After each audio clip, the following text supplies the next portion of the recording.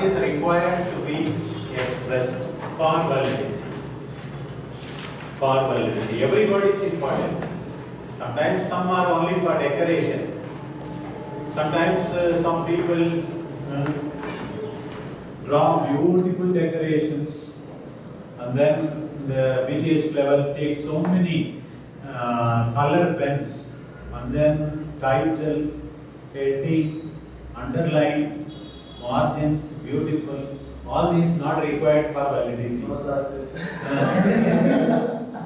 So, like that it happens. That is nothing sometimes. What is required? But still they will hide the essence. Super. Later on we will see in this context. With regard to permission, people will play with the superiors and things like that. So what they will do? Sometimes they will ask one authority permission.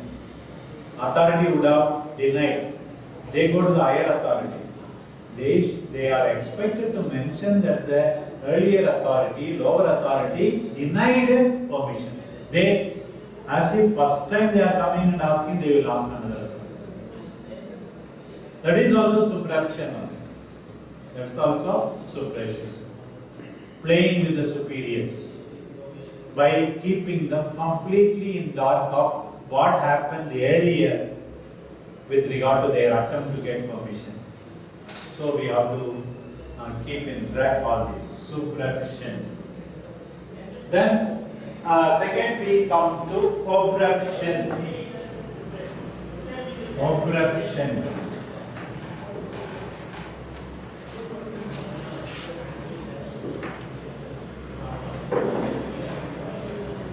Obstruction is stating falsehood.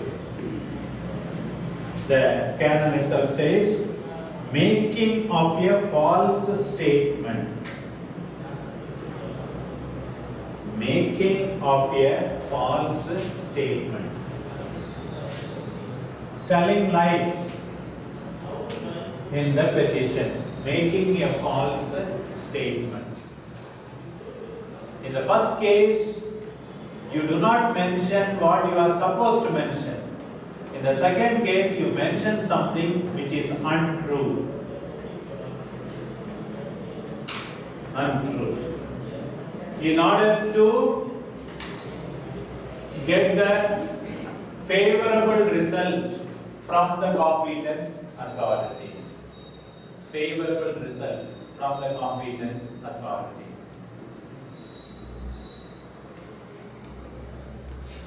So, you are giving 5 reasons.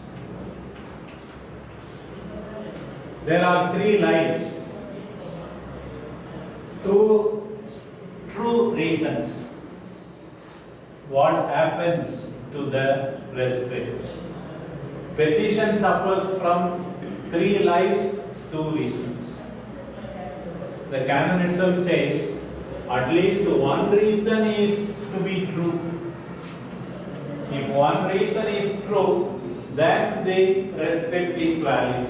At least one of the motivating reasons has to be true. So very generous. The lawgiver is very generous. He doesn't speak about the majority of reasons.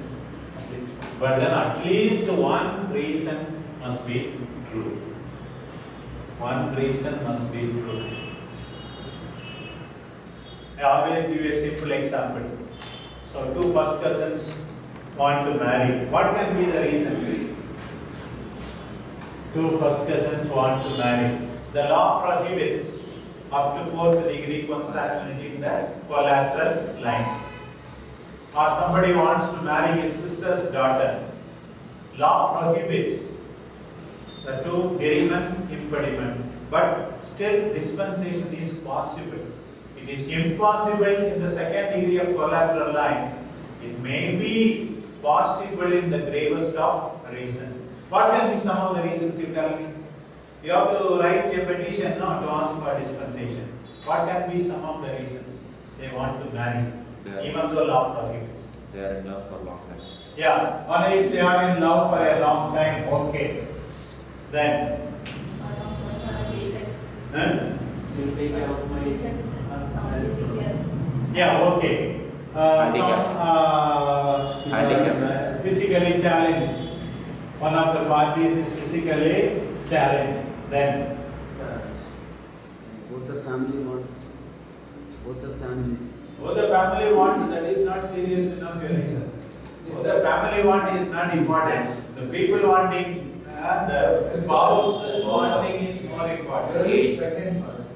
God is already present, too much. So you want to call him Ponsi again?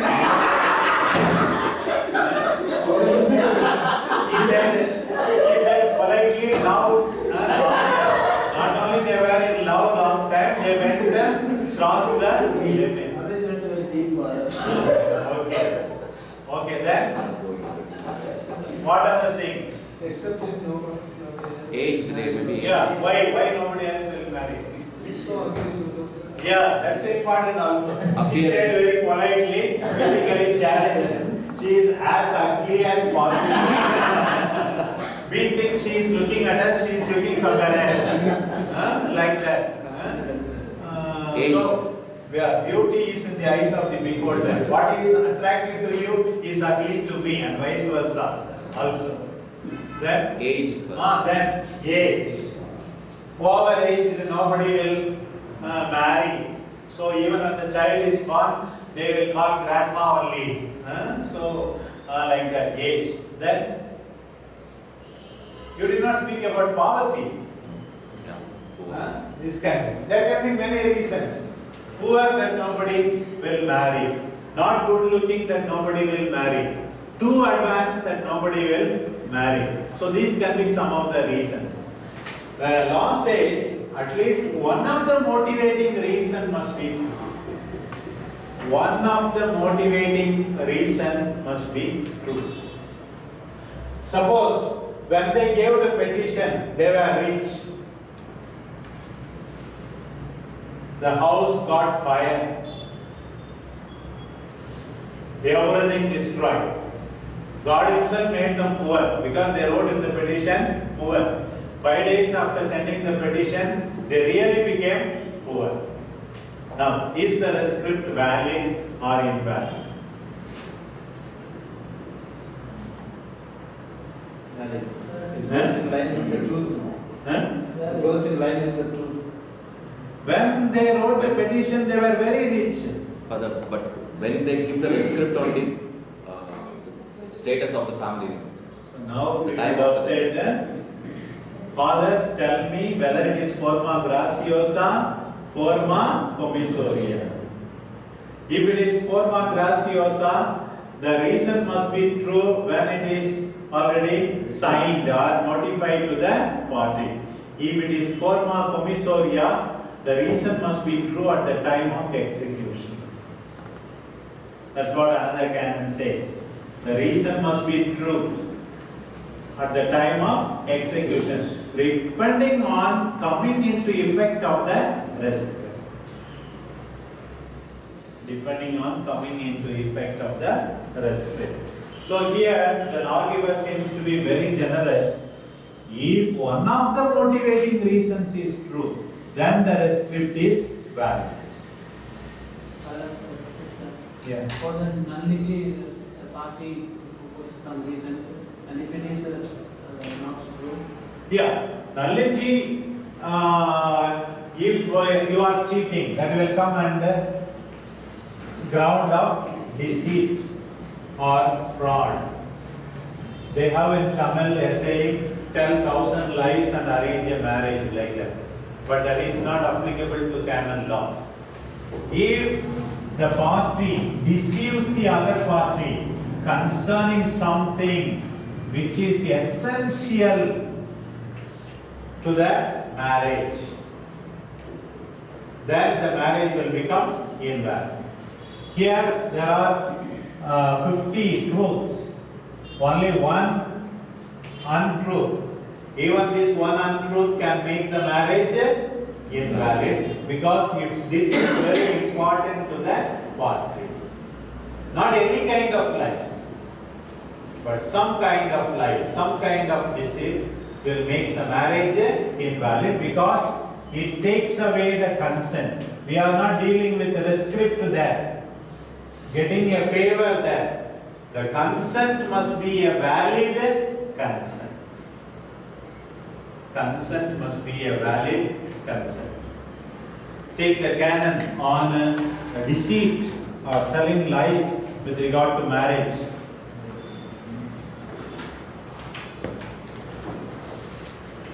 The consent is with subruption, Father. Yeah. The consent is with subruption. Something. The consent is here is with the deceit. Subruption means they don't say then the party is in ignorance. So the other party is in ignorance. Most of the time everything is subruption only in the marriage. But that's why we asked the prenuptial inquiry form, do you know the party? Some of the girls say, no, I don't know him at all. They think it is a virtue. I have not even seen him. They think it is a virtue. You should not go ahead with the ban. Come on, see him first. I saw him only in the photo. I saw him only in that photo. In the photo, they have taken only half-size photo. And afterwards, she finds out she is so tall only. You saw him in the photo, you don't know how tall he is. And then during the engagement, she is asked to stand on the stool. The boy did not know. Marriage day, there is a small girl, only that is coming to marry. These are all cheating. So immediately you should react, I am not going to marry. Or you should have refused to consummate the marriage. Then only we can take that quality is very important for him. So here in Canon 1098, a person who contracts invalidly,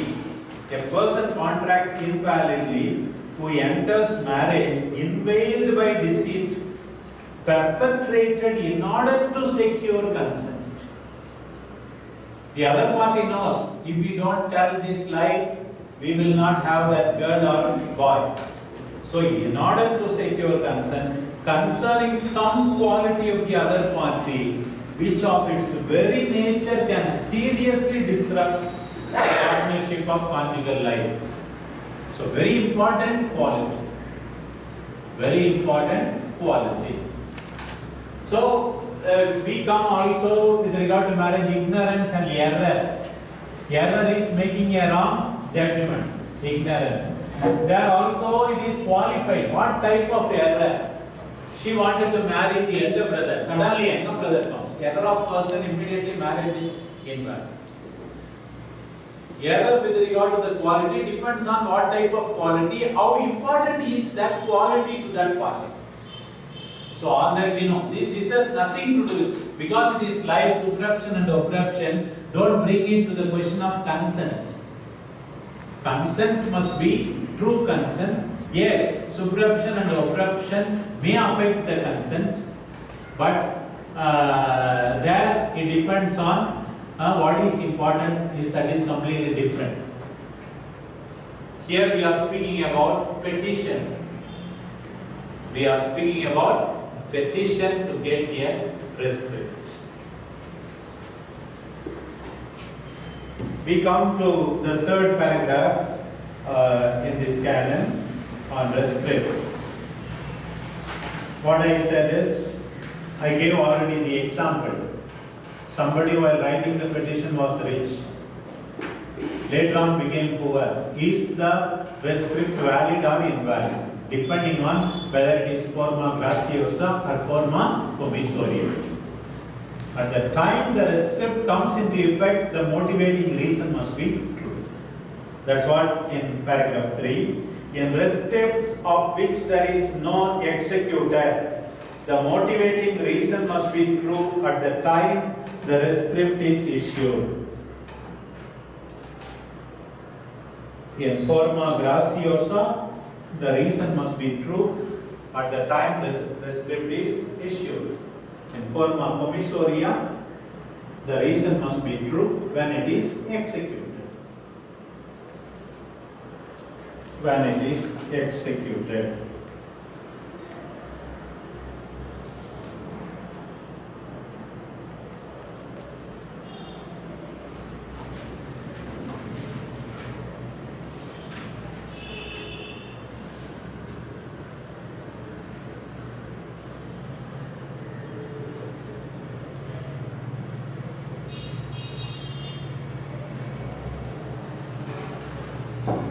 So, in Canon 64 and 65, some norms are given.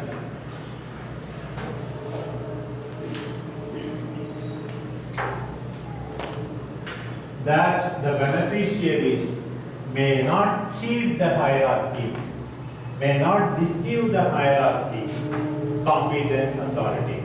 The beneficiary must not cheat the competent hierarchy. Norms of correctness. These are norms of correctness. Norms to safeguard hierarchical authority.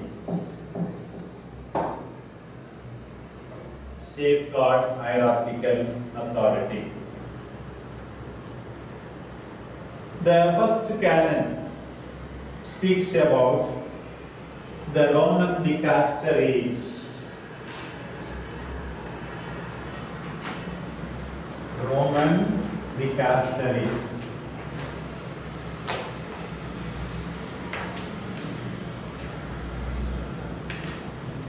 Roman Curia. Canon 360 speaks about it. Different departments of the Roman Curia. Another terminology that's used is dicastery or department.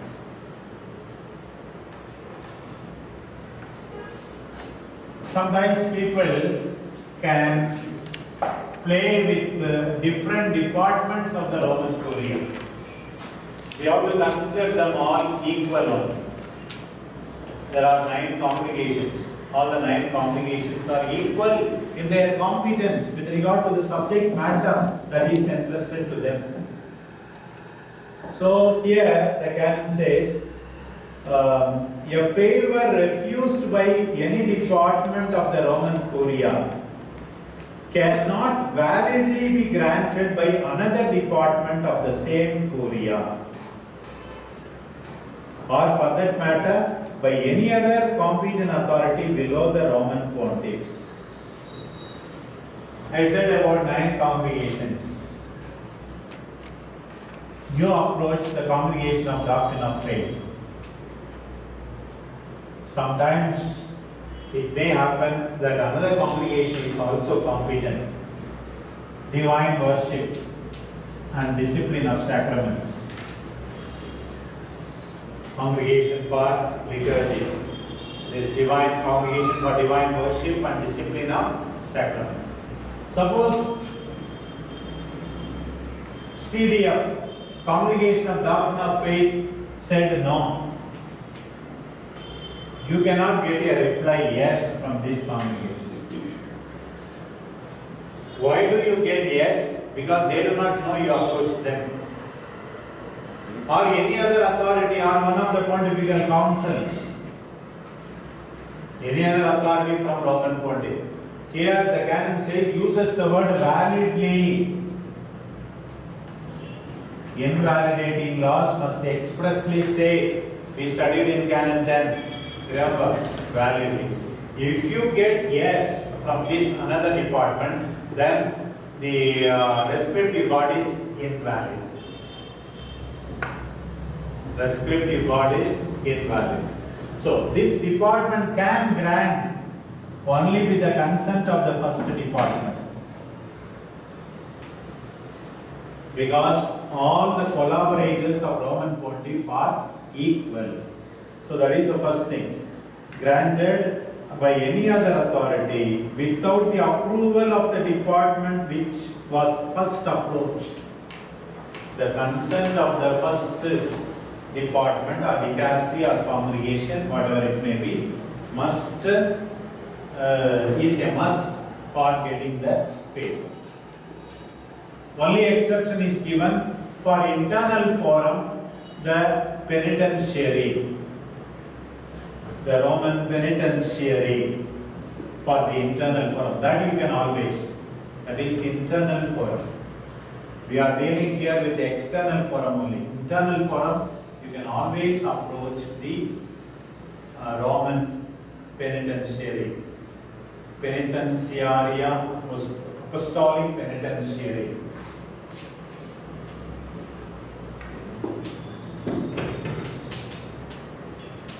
apostolic penitentiary can always be approached for the internal forum.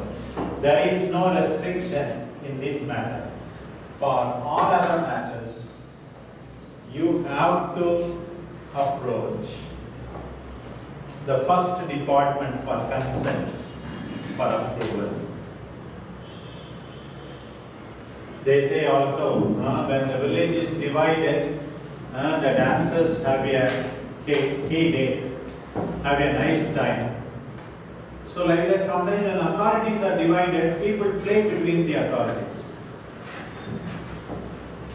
People play between the authorities. But even if there is no subscription, the person in the first case, from the divine. One thing is, on the part of the person must inform that it was already denied. On the part of the authority must get the consent of the other department to grant. Otherwise it is invalid.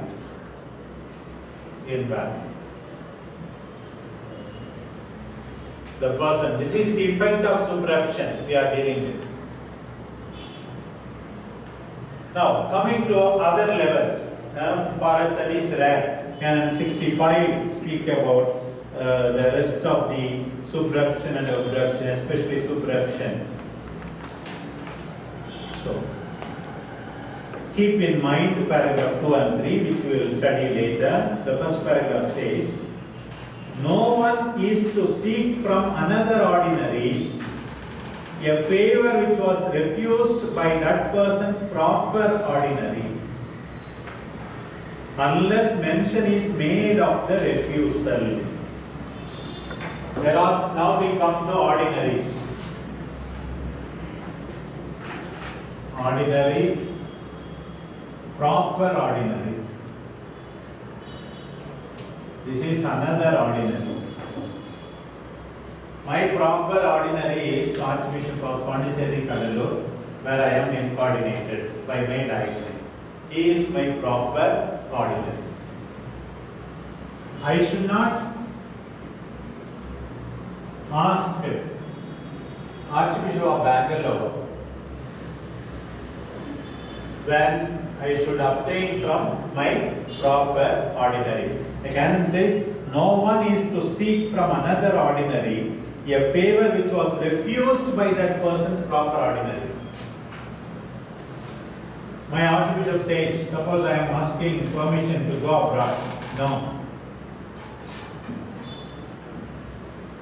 This Bangalore Archbishop says, yes, you go. I asked already permission. First of all, canon says, I should not ask him. I should not ask him.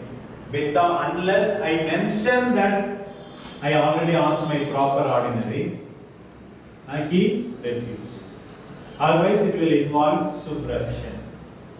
It will involve superruption. Unless mention is made of the refusal. When the refusal is mentioned, the ordinary is not to grant the favor unless he has learned from the former ordinary the reasons for the refusal. So, can the other ordinary grant? Yes, on condition he knows from him the reason for the refusal. The reason for the refusal. There are two ordinaries. One is proper ordinary, whom you first approached. He refused. You want to ask another ordinary. First condition, mention that it was refused by your proper ordinary.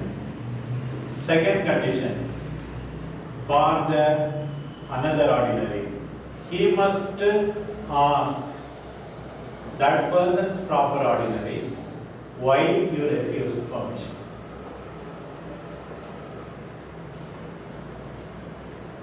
Otherwise, it is what? It's invalid. Invalid. It is never said in the canon invalid.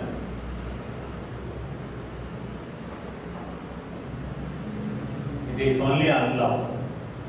Because invalid means It must be expressly stated according to Canon 10.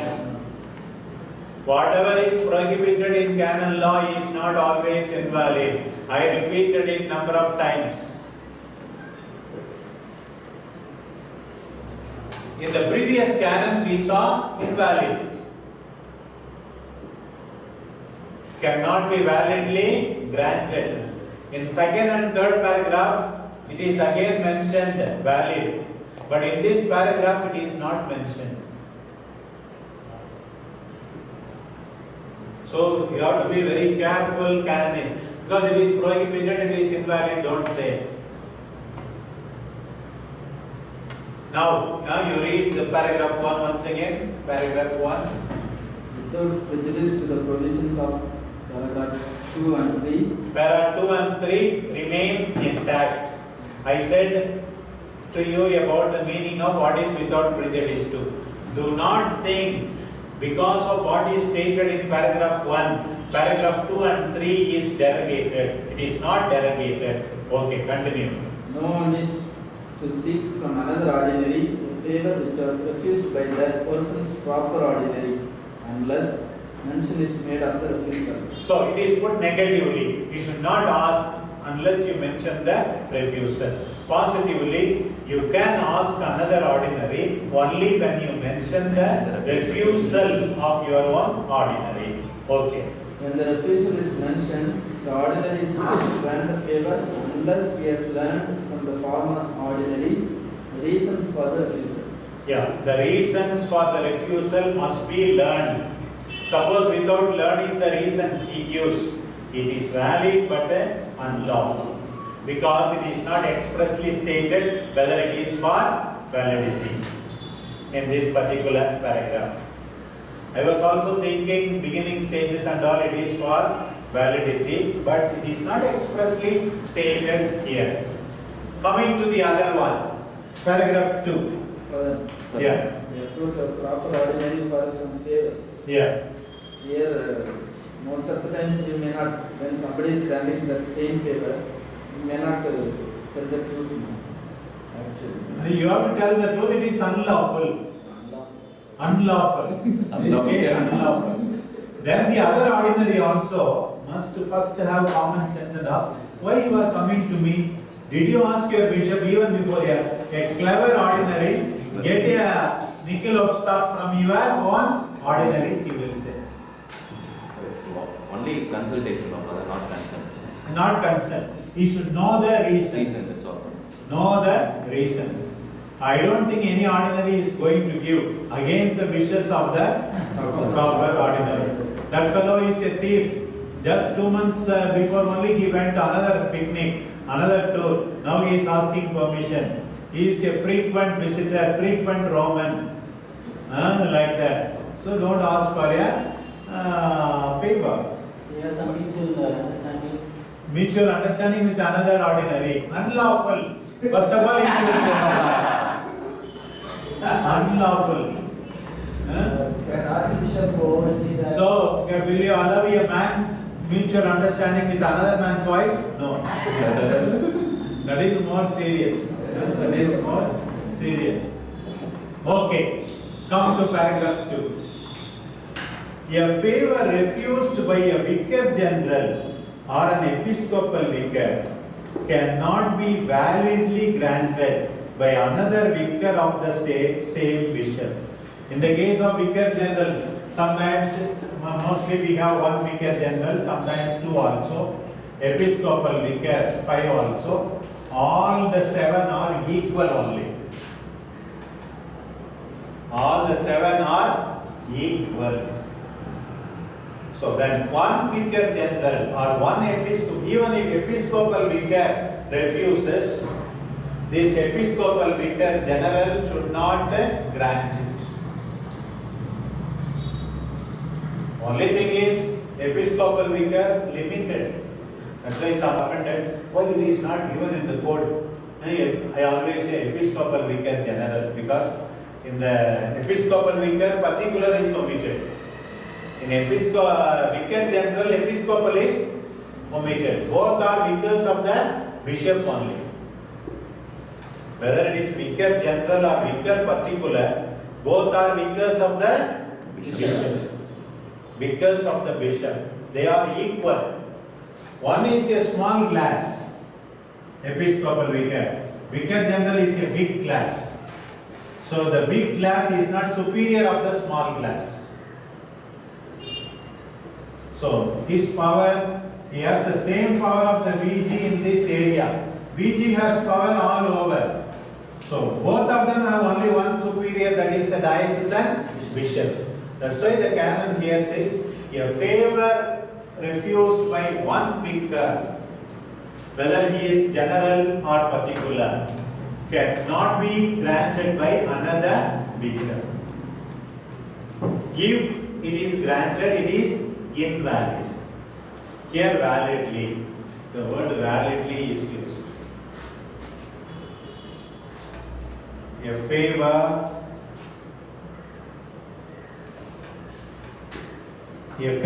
refused by a vicar general or an episcopal vicar cannot be validly granted by another vicar of the same bishop, even when he has learned from the vicar who refused the reasons for the refusal. In the first case, after learning with regard to two different ordinaries, he can grant. Here, vicar general and episcopal vicar deny. You are friendly with one vicar general because you take him for a party. Other vicar general is angry with you. Unfortunately, you first approached him, he said no, this fellow cannot grant. Even if you have right reasons. Even after knowing the reason. That's the difference between first paragraph and second paragraph. In the first paragraph, it is only for lawfulness in addition. Second paragraph, it is for validity. I ask another question. Suppose the first vicar general gives consent now. Yeah, he asked me, I said no, you can grant. Then no problem. With the consent means it is as though the first one is giving. With the consent of the first vicar general, though it is not stated in this canon. Stated in the canon. We can interpret it that way. Okay, we go to the third one, that is, bishop refuses, can the VG grant? When God refuses, can the Pujari grant? No. That's what is stated. This you know, still they have stated it here. Sometimes VG says, no, you do like this. Some people listen to the provincial more than the general. They disobey the general, follow the provincial. And both of them fall into the pit, as Jesus says. Blind leading the blind. We should know who is the competent higher authority. So look at third paragraph. A favor refused by a vicar general or episcopal vicar, and later without any mention being made of this refusal, obtained from the diocesan bishop is invalid. So the first case is different from what I said. First case, now BG and the EV, they refuse. Can it be validly obtained from the diocesan bishop? Yes. But what are the requirements? First one, the petition must not be in subreption with regard to the refusal. Refusal must be mentioned. Refusal of the lower authority must be mentioned. Must be mentioned.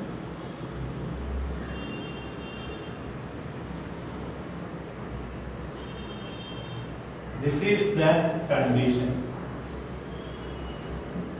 The bishop is higher authority, he can always grant. If you don't mention that, is the bishop obliged to know the reason? No need. If he wants, he may ask. He may ask, may not ask. Even for lawfulness, he is not obliged to ask. But prudence may ask. Out of prudence, he may ask. It is required neither for validity nor for lawfulness that the bishop must know the reason for the refusal if the refusal was by his lower authority.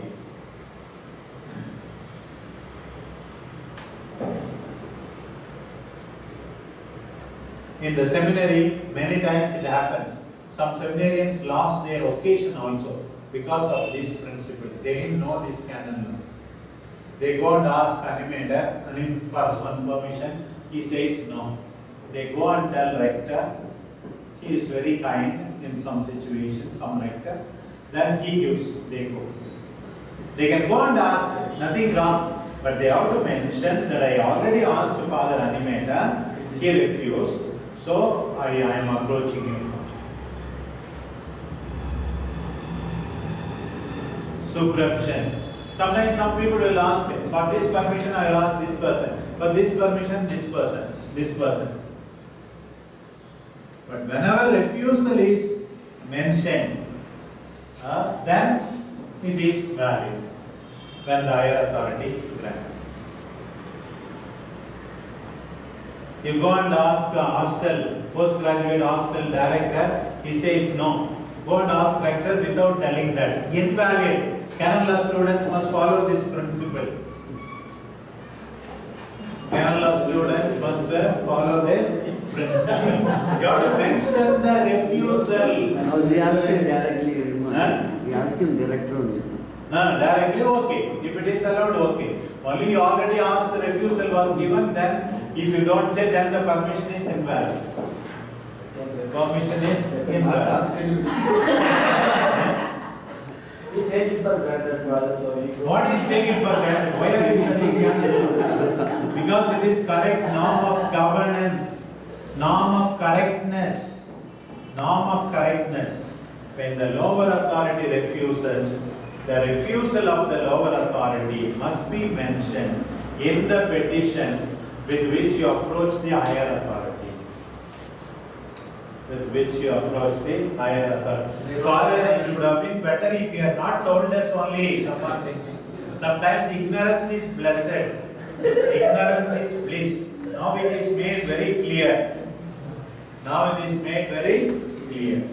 Very clear. So the last point in that canon is what I already told you. A favor refused by the diocese bishop cannot validly be obtained from the vicar general or episcopal vicar, even though mention is made of the refusal. The first case, without the mention of refusal, it is invalid.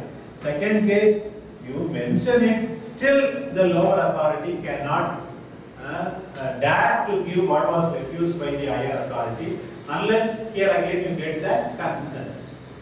If you get the consent, it is like bishop himself giving. Bishop refuses, you cannot get from the lower authority. Okay, very good. We complete this section. You have to go for an hour of the entire exam. 30 kilometers now, 2 o'clock exam. I wanted to finish 5 minutes earlier.